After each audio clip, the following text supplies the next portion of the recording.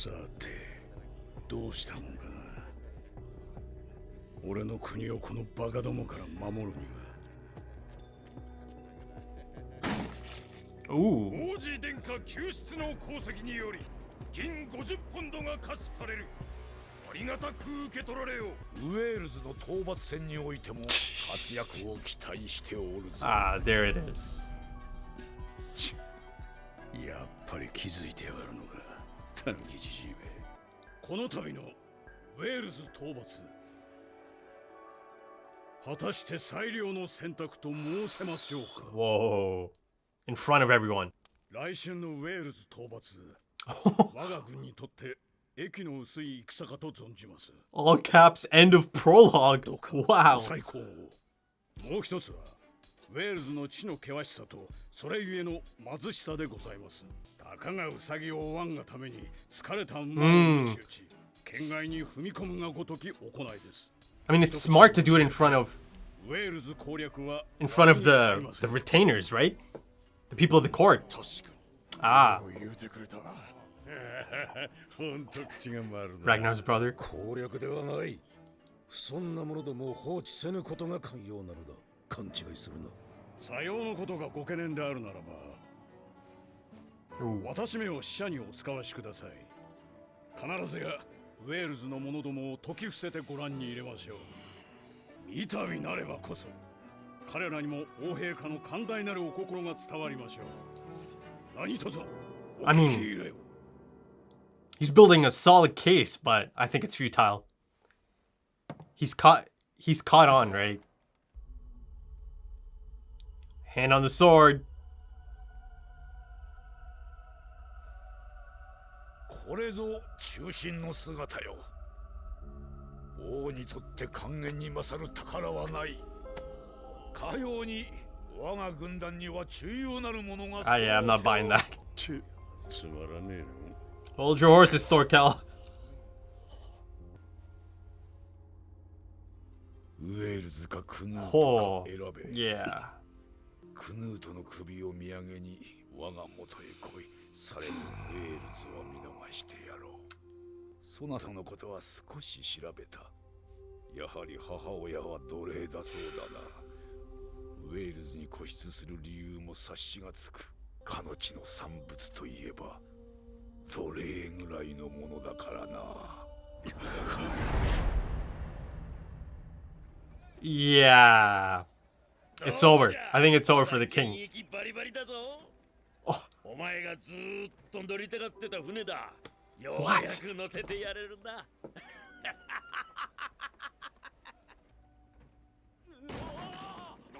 何してるか助けろ。 Hmm.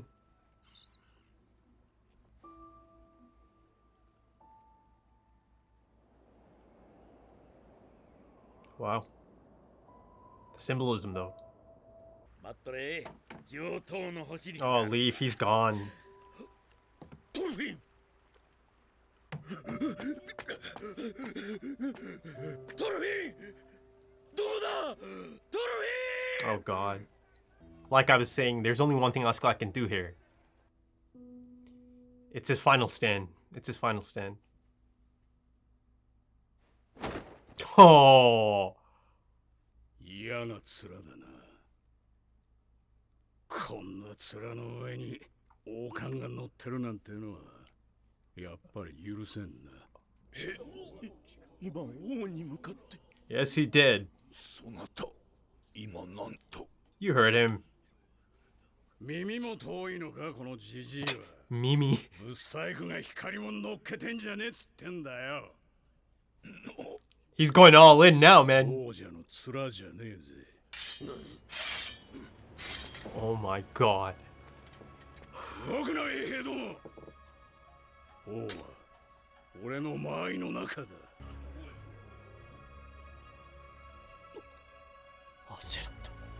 Go on, Canute.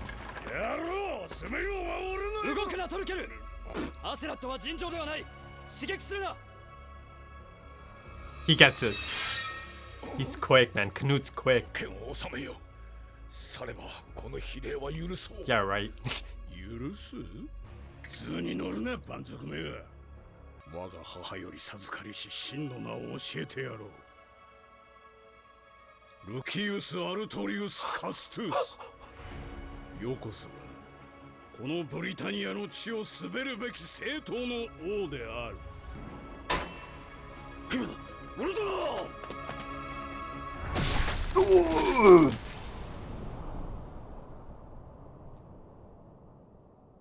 There's a spark.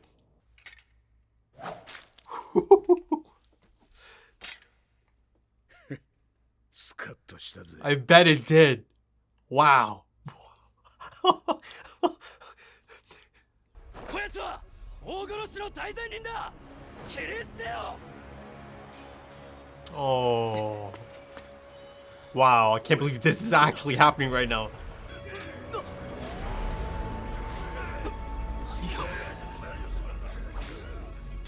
何をやってんだあいつは。 Oh, he's getting to kill these Danes, all right.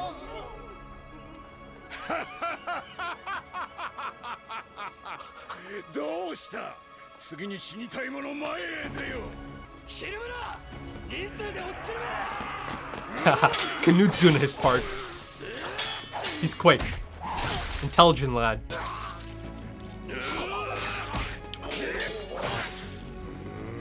こらえろトルケル。血迷いやがって。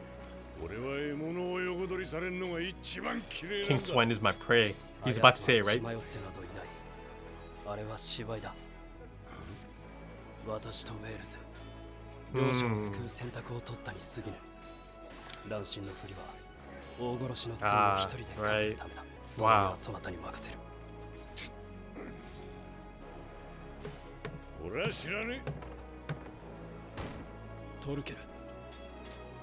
え。あいつはお前の手下だろうが。飼い犬の始末は飼い主がつけてやれよ。 Wow. Thorkell, wow. Oh my god. 何をしたか分かっておるのか。王を殺したのだぞ。何を申すか。世はここに健在であろう。黙れ。奴隷の米が。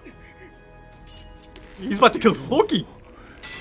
それが王に対する。 The man who ordered Thor's death.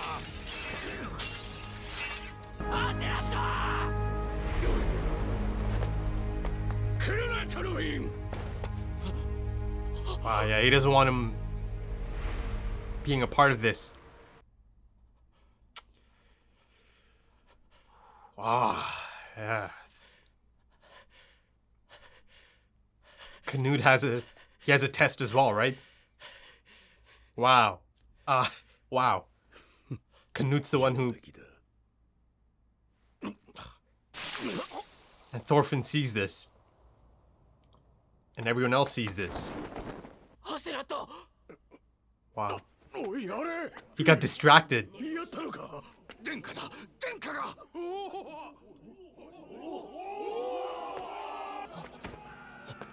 ちゃんと立ってろ。ここが肝心だ。 Wow, Thorkell, wow. お前のための部隊だ。 The sacrifice. 無駄にするなよ。たく、うるせえな。ちった休ませろや。てめえ、さっさと立て。こっから逃げるぞ。 Oh, man. バカ。とっととやってくれよ。 Wow. 死ぬのか。 Wow, look at this. お前が。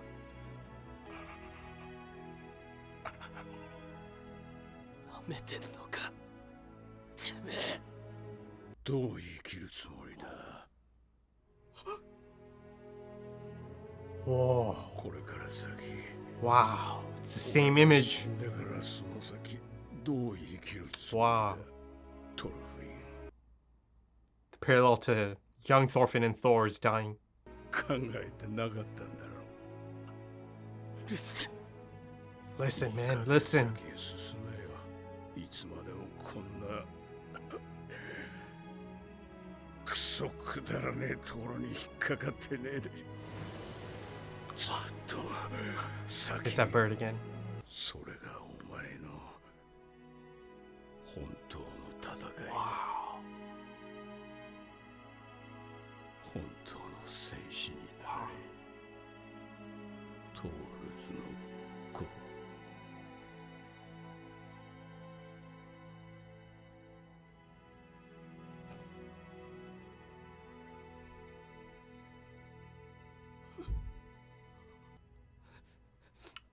Whoa, look at this.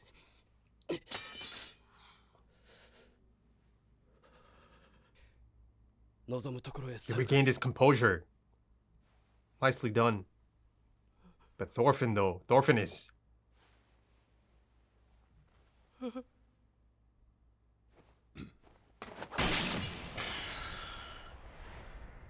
切られるくらい安い代償だ。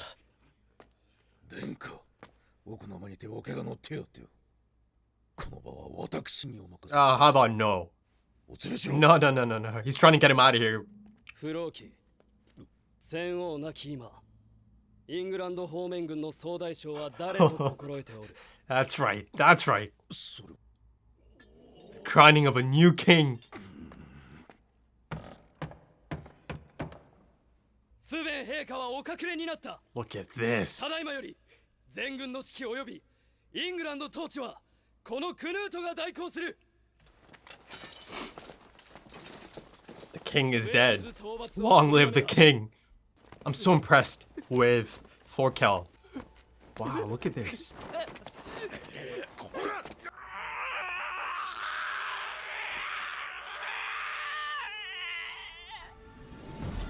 Oh, he's reaching out. Wow. Wow. Goosebumps right now.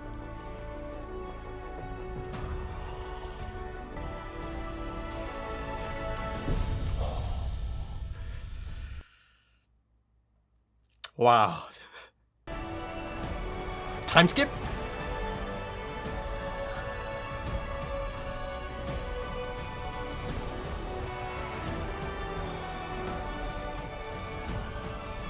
Oh, okay.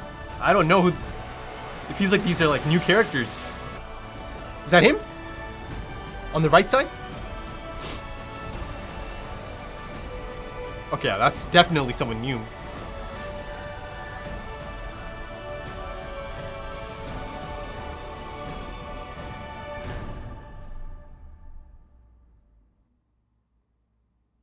Wow.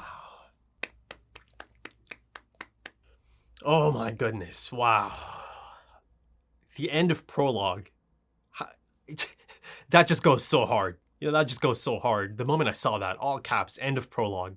Season finale, episode 24. This is the end of Prologue. Wow. Wow. A 24 episode prologue. That is just... That's so impressive. That is so impressive that, you know, they could do that and pull that off. You know, I remember calling the end of Prologue around the time I kind of watched episode 5 or 6. To me, it was like, okay, maybe that's the end of Prologue. Now it's getting into it. No. This was the end of Prologue. And yeah, you know, given how things kind of play out in this episode, you can completely see how this is the end of the prologue. I mean, before I really get into it, first of all, it's an incredible conclusion. And the first thing that came to mind the moment those credits roll is that I immediately had the urge to give it a round of applause, right? It was incredible. You know, it caps off an incredible season of an anime. It caps off this incredible prologue, this story so far.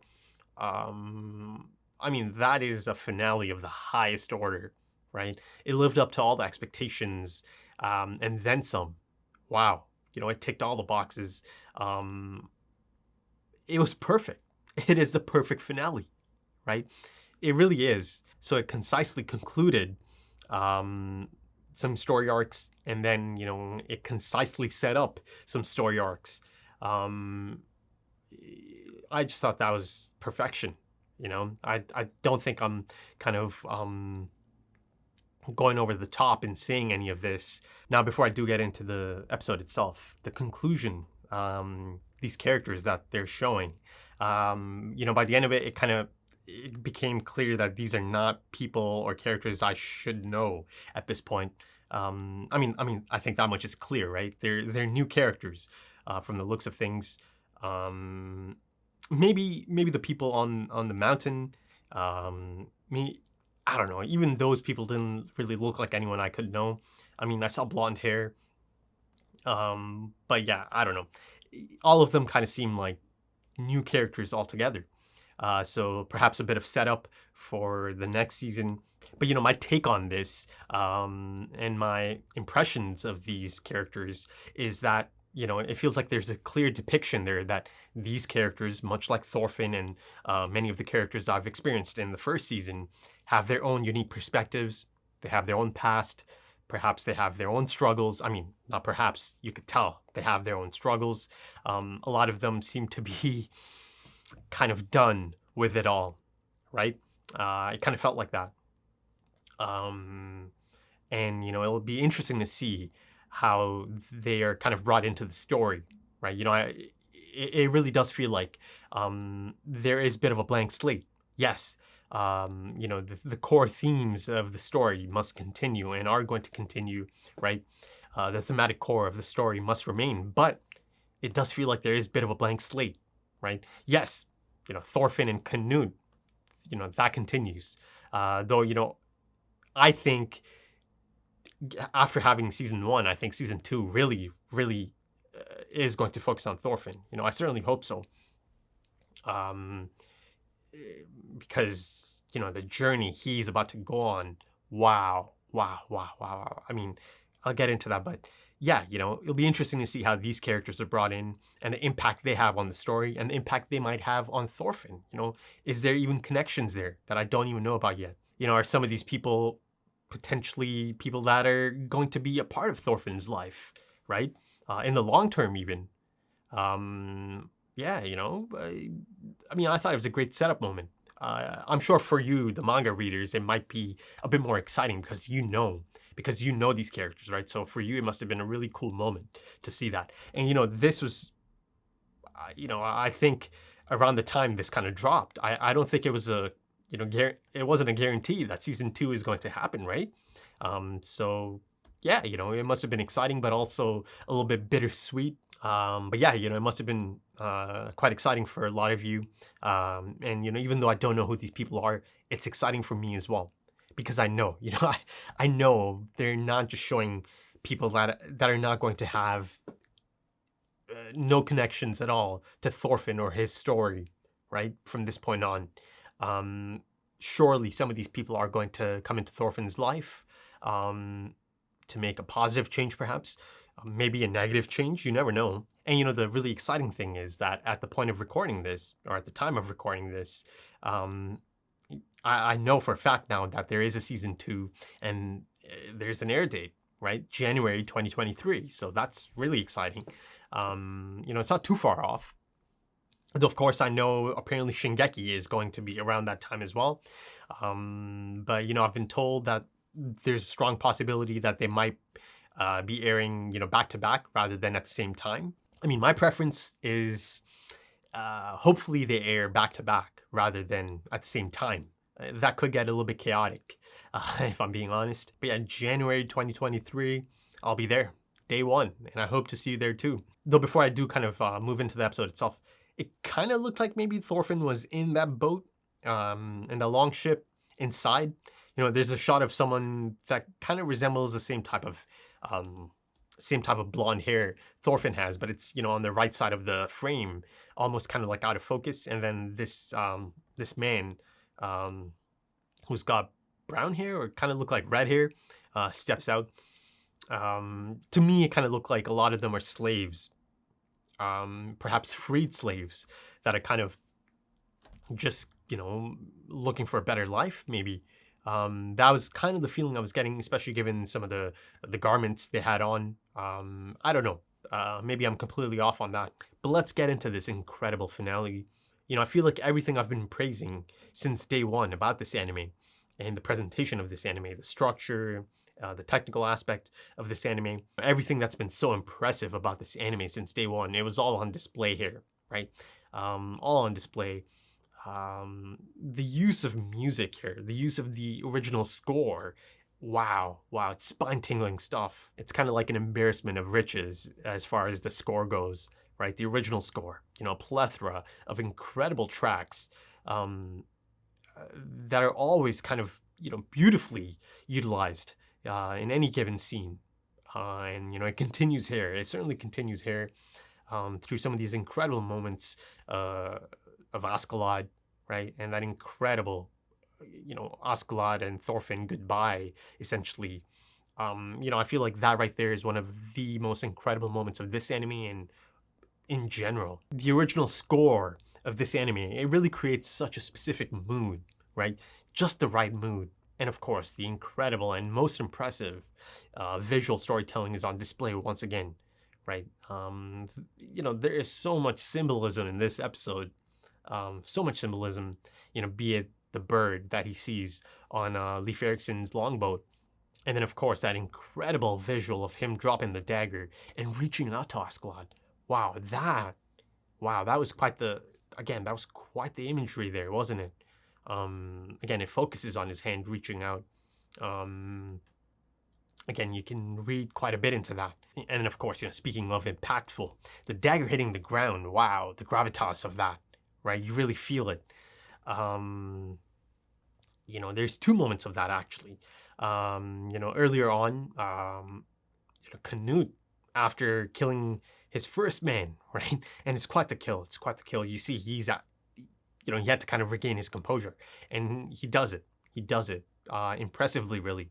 And I love how Thorkell is there, right behind him. Stand tall, right? The stage has been set for you, right? This sacrifice, it was made for you. And, once again, that deliberate pacing and letting the moment sit, right?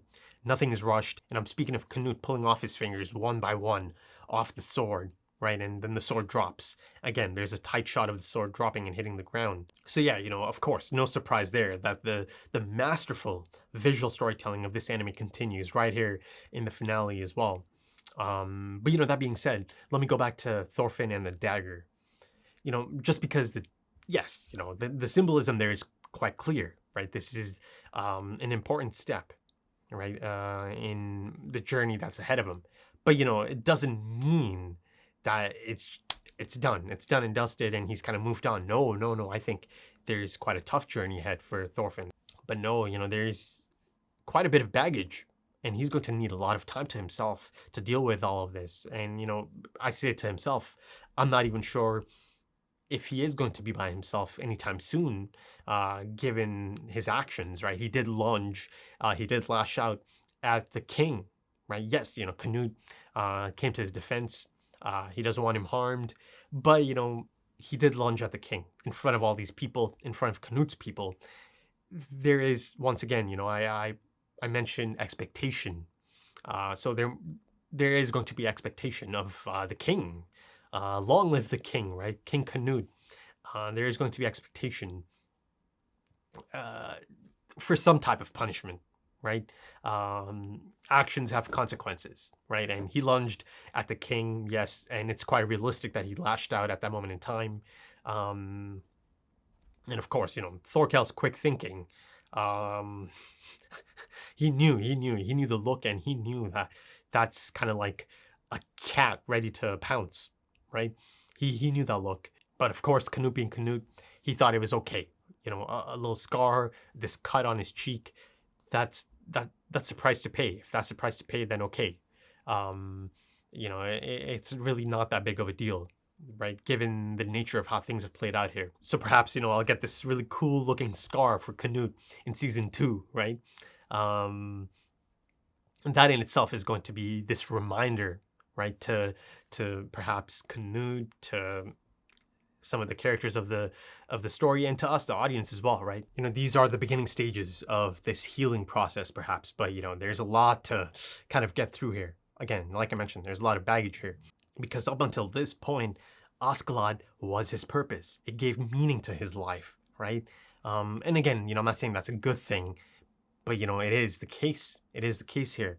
So now, from this point on, it becomes really intriguing, doesn't it? How does Thorfinn go about, kind of responding to this. You know, how exactly is Thorfinn going to tackle his suffering? How is he going to process that suffering? You know, because there is no closure here. You know, there was no closure here. You know, his obsession, this obsession of getting revenge or vengeance, it just wasn't the natural conclusion to his journey as he expected for years. It was snatched from him, right? That purpose, that meaning, for years, over a decade at this point. So yeah, you know, it's not going to happen overnight, is it? You know, he's been the embodiment of despair, rage, anguish, and, you know, he's kind of anchored by his past, his guilt and his anger. So it's going to take a lot of time, a lot of processing. Again, you know, I'm trying not to kind of say the same things I've said over the past few discussions. You know, I feel like a lot of the things I've kind of stated and discussed kind of come back in once again for this as well. But I'll try not to repeat the same things. And of course, that kind of goes for that notion of Askeladd kind of being this father figure, right? Again, no one is saying that he's some type of perfect father figure, but there is an element of that there. You know, there is an element of that there, and you know, I even think you could tell that Thorfinn, or a part of Thorfinn, even if he doesn't want to admit it, you could tell that it hit him hard to see Askeladd actually dead, right? To process that, I feel like there's a few moments, you know, the look in his face.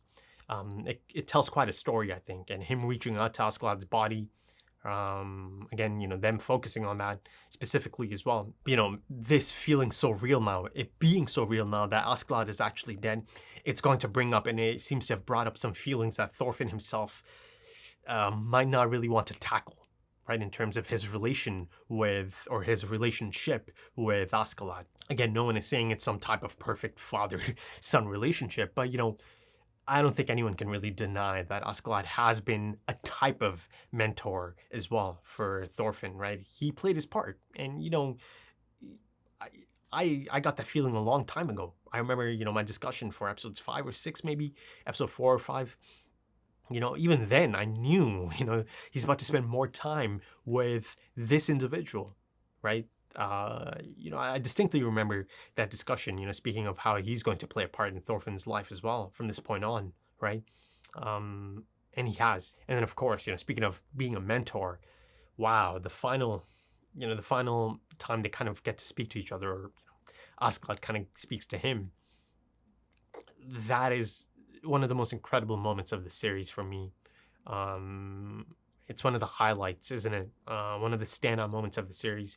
I mean, of course, you know, it's been problematic, it's been abusive, but not every single mentor type figure is meant to be, you know, the nicest person to you. You know, they're not meant to always be this loving father type figure. You know, a mentor can come in all shapes and sizes, in all forms.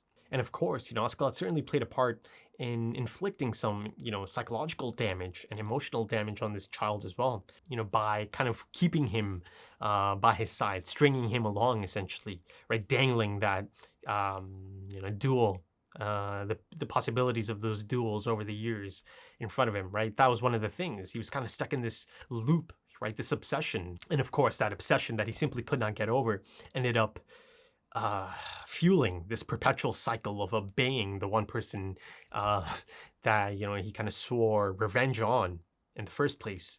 And of course, you know, he was kind of deceived and utilized and used by Askeladd as well, right? And you see that it was a harsh reality that Thorfinn kind of had to face a few episodes ago, right? As he lets out that scream at the end of the episode. So yes, it's quite toxic. It was certainly quite toxic, but even so, I don't think it can be denied that you could see that Askeladd did care for the boy, right? He did care. I mean, you know, the final time they kind of see each other here, he's imploring him to move on, get out of this place, get out of these types of places. You know, this is not you. You know, your true battle is to become a true warrior, right? Son of Thor's. I love that. I love those parting words. It's an important moment. It's an important moment, and I think it's one of the best moments of the anime, right? something you always remember, and that's just the nature of this anime altogether, right? It's a type of media that sticks with you, right? It's a type of story that really sticks with you. It resonates, and you think about it from time to time. It's always kind of there in the back of your mind. All of us kind of consume all kinds of media, all kinds of storytelling, and of course, a lot of it is just, it's not like that. It's just not. It doesn't really make much of an impact. And that's fine, because some of that is by design. Not everything needs to be profound, and not everything is trying to be profound and have these types of messages. But then, of course, there is this type of media, this type of storytelling, the type of thing that does make an impact, that is impactful, something you do think of down the line, years down the line. This is it. This is certainly one of those. And of course, like I mentioned, that thematic core and the message of this story is certainly going to continue, into season 2 and beyond. So yes, ultimately he did care for him, right? It's complicated. Yes, it's certainly toxic, but, he did care for him. He did. I think, they've adequately kind of, set that up throughout this series, especially in the second half as well. That he doesn't want this for Thorfinn. Perhaps it's mainly due to the respect he had for his father, Thor's, right? Out of respect for his father, Thor's, he doesn't want to see his son, his only son, essentially go down this path, right? He doesn't want him going down this path. So once again, on his deathbed, the most important thing was that he implores him to get out of this. Just get out of this. This is not you. This is not for you.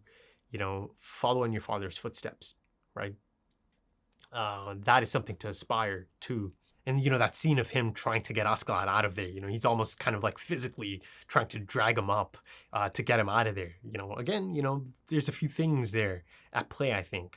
Yes, he wants him to live so, he can duel him and kill him himself, right?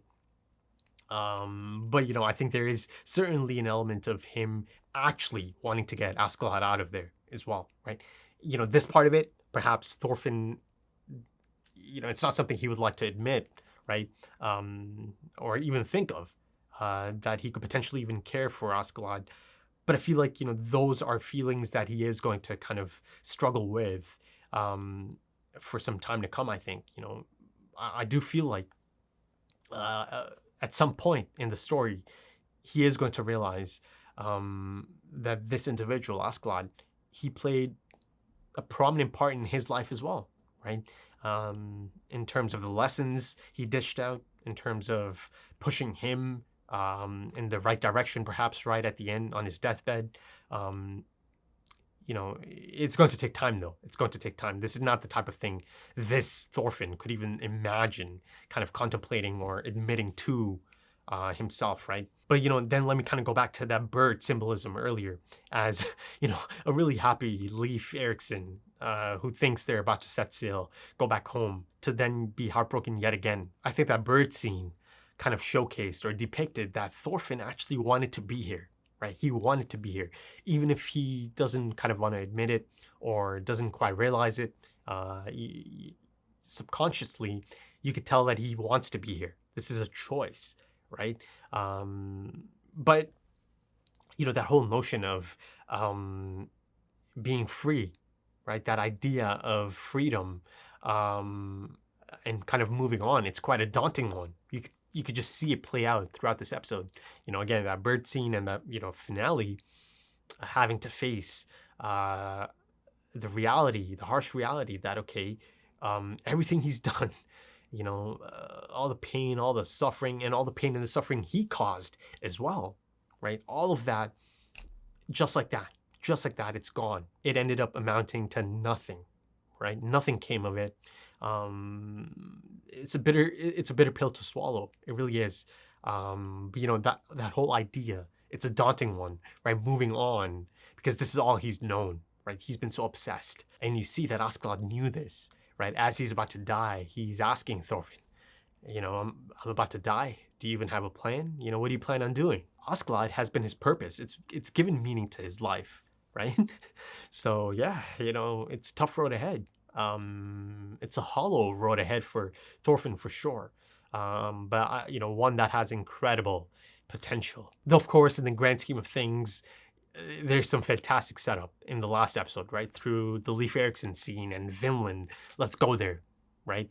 Let's create this country. Let's create this land together. So that's there, the setup is there. So it's kind of like, the audience kind of knows that it's going to head towards that down the line. But, at this point in time, at this point in the story, Thorfinn is not even thinking of that, right? He's got a lot of baggage. But the audience knows that, he is going to kind of figure things out. And that is kind of like the end game, right? That is the big goal. That is the path he is going to be on at some point. But of course, my hope is that years down the line, perhaps season 2, 3, I'm not sure how much longer it's going to be till it kind of reaches a conclusion. I'm not even sure if the manga's ended yet. But, my hope is, say it's season 3, maybe season 4. I'm not sure.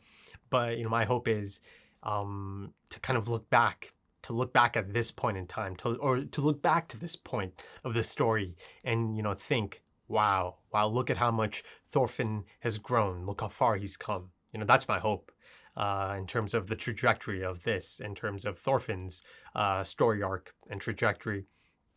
And I do hope that at some point, he does get to go to Vinland. Again, the setup is there. Once he kind of has things figured out, perhaps goes through some more unique experiences and does, at some point end up kind of going down the same path as his father and kind of understanding all those lessons from all that time ago that he ends up kind of doing the opposite of as a naive young child. But in that sense, you can't lay any blame on a young child, given the incredibly difficult nature of that situation and a young child of his age having to go through that, right? Seeing your father die and then having that raw, rage just building up in you and then kind of being stuck in that state for years and years to come, right? Experiencing no growth, no emotional growth, psychological growth, none of that.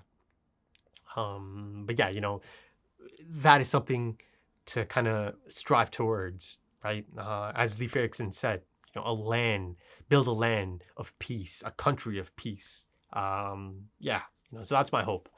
Years down the line to look back to this moment and say, wow. I've mentioned a few times, I believe, that any sort of progression or development can only really commence once Askeladd is out of Thorfinn's life, right? Because he was the obstacle. And of course, Askeladd knew this, that this kid, this child, this young adult actually is not going to be, moving on or going to be able to move on as long as I live. Now, of course, that sacrifice, that kind of parallels Thor's and his sacrifice from earlier in the story as well, right? The sacrifice for the greater good and the people he loves. And now you have Askeladd sacrificing himself for the greater good, for the people he loves, for his motherland, and the king he believes in, a king he thinks is going to play a part in kind of bringing about that peace that he kind of hopes for. So, of course, those are the two major elements of this sacrifice, this, grand finale, this final stand. But, I do think a part of him must have thought that, him dying is finally going to free this tormented child, young adult as well. Or at least it could begin the healing process, the first steps towards any potential healing process, right? He must have thought of that. So, of course, from that perspective, I was quite sure that, Askeladd is not going to be in season 2, right? I was quite confident that, this is his final stand before coming into this episode, especially given the setup in the last episode as well. That almost really confirmed it for me. Because, of course, there's no chance they could have continued this Askeladd and Thorfinn aspect into yet another season, right? They had to move on from that aspect of it as well, of course. So, from that perspective, Askeladd dying here is not really shocking in that sense. It's sad. It's certainly sad, though, I'm not saying it's a universally sad moment. I'm sure there's many that didn't feel any sadness over this moment, over Askeladd dying. Listen, he's quite human. He's quite human. He's not perfect. He's done some despicable things in his time, for sure, no doubt about it. And for that reason, I do say he's quite human. But I'm sure there's many of you that had a lot of sadness over this moment. I was certainly quite sad. Lump in my throat as I saw all of that playing out in front of me. But I can also understand the other perspective. And you could see that Askeladd did not want Thorfinn to get pulled into this, right? The moment Thorfinn kind of barges in, right, kind of almost surprises Askeladd, subsequently kind of leading to his death, right? I mean, he was pretty close to potentially killing Floki, the man who ordered the killing of Thorfinn's father in the first place. So that could have been something quite unique, right? Something quite poetic. But you see here that, it's, his concern for Thorfinn, his attention kind of being diverted to Thorfinn at that moment in time, that kind of led to his death. But then speaking of Floki, I love how Askeladd didn't mention that or didn't bring it up to Thorfinn, right? He wants him to move on. And I think it's quite powerful that he doesn't feel the need to mention Floki at all, because he knows if he mentions Floki, he's going to die. Thorfinn is going to end up dead, right? If he's going to try and go after Floki. So I think, yes, it is safe to assume that, of course, Askeladd cared for Thorfinn. He wanted him to move on. He implored him to move on. He wanted him out of this lifestyle and this path he's on, this self-destructive path he's on. And let me kind of comment on Thorkell, who I really appreciated in this episode. And, I've got to say, I am anticipating his story arc as well, or his involvement in the next season, by Canute's side. And of course, Prince Canute. That is going to be a fantastic continuation as well. But, you see that Thorkell is so much more than meets the eye. And, it makes sense. Of course, he has no interest in the politics of the court, but he understands. You see that his intuition and his perception is on display in this episode, right? And I kind of like that he refused to be the pawn in this. Though, of course, at the same time, he's also kind of imploring and guiding Prince Canute and taking this final step, this crucial step himself, right? He understands the importance of Prince Canute landing that, finishing blow, essentially, or, striking Askeladd down. And you see, the people of the court, they saw it, they noticed it. But once it's done, once Thorkell sees it done as well, he's there. He immediately gets up, by his side, behind him, helps him kind of, stand up at first, because of course it's quite the experience for Canute as well. This episode, right? The things that are playing out here, just because he's much stronger in terms of kind of composing himself almost immediately, doesn't mean it wasn't tough for him. To stab Askeladd, the first person he's ever stabbed, and beyond that, a person that is. Wow, that has been such a help. So he's been such a help to him, and a person that's making quite the sacrifice for him as well. So yeah, Canute's going through it as well. So yeah, I really enjoyed Thorkell's role in this episode for sure. And you see that Thorkell had respect. He had respect for Askeladd's sacrifice at the end. Even if at first he didn't quite understand the situation at hand. Once he does realize, once Canute kind of tells him, then yeah, by the end of it, you could tell he has respect. He has respect for Askeladd and the stage he has set for Prince Canute, right? To take that final step towards becoming King Canute. Now let's move on to Askeladd, right? Wow. It's going to feel repetitive, but allow me to mention it one more time. I know I've stated this so many times at this point, since day one, really, right? It was so clear the moment I saw Askeladd, the first appearance. Wow, I'm about to get quite the character, right? And yeah, wow, I got a character and then some. I got one of the best. I got one of the best of all time, folks. It is such a beautifully written character. It is just, compelling, impactful, full of intrigue. It's really a character that is as intriguing as they come, right? It's one of the best. It really is one of the best. The benchmark is set so high. First of all, as an anime character, the benchmark is set really high, folks. This is one of the best, this is potentially the best anime character I've come across as of this point. Out of the stuff, I've watched on the channel. Yeah, there's certainly a case for that, for sure. And then, of course, even beyond anime, this is the type of character that is going to come up in my discussions a lot, in my opinions and thoughts on storytelling and characters. Again, beyond anime, just in general. But, that whole notion of someone has to do it. Not a god, not a hero, but someone. Someone has to do it. That being said, he does end up being a hero at the end. That hero figure, that savior that his mother spoke of, right? He does end up being a hero for his people, even if they never know about it, right? He ends up being a hero for that place, for his motherland. Askeladd dies. Askeladd, the idealist, right? He dies for his ideals, much like Thor is, right? Who was ready at a moment's notice to die for his ideals, right? At a moment's notice to sacrifice himself for the greater good, for the people he loves. And, like I was mentioning during the reaction, I was just so happy that in his final moments, during his final stain, he gets to be proud of his heritage, his lineage, right? He doesn't have to hide that anymore. He's proud and he's loud about it, right? And he certainly gets to slice down a lot of Danes in his final moments as well. Almost got quite the scalp through Floki. He did get the biggest scalp of all, essentially, King Sven, right?